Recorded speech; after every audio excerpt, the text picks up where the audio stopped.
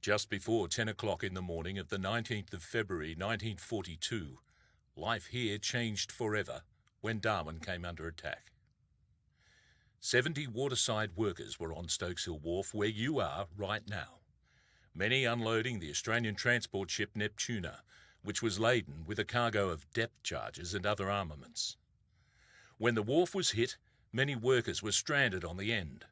Dozens of men were blown into the water and had to swim through burning oil back to shore. Bombs hit the Neptuna, causing her to catch fire and eventually blow up with a terrifying explosion which showered the harbour with debris, sending flames and smoke hundreds of feet into the air. Darwin was poorly defended. Only 10 US Kitty Hawk aircraft were able to fly in defence of the overwhelming Japanese force of more than 200 planes. 9 of the US fighter aircraft were destroyed. What you're about to see is a dramatic presentation based on some of the events in Darwin Harbour on that fateful day.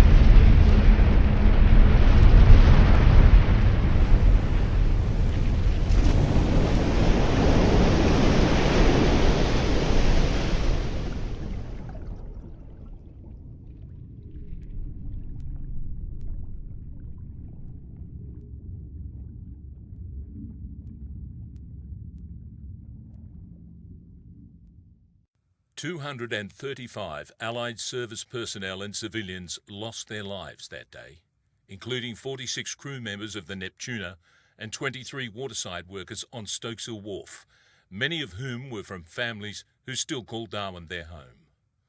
More than 300 people were wounded that day, and Darwin was air raided more than 60 times during the course of World War II.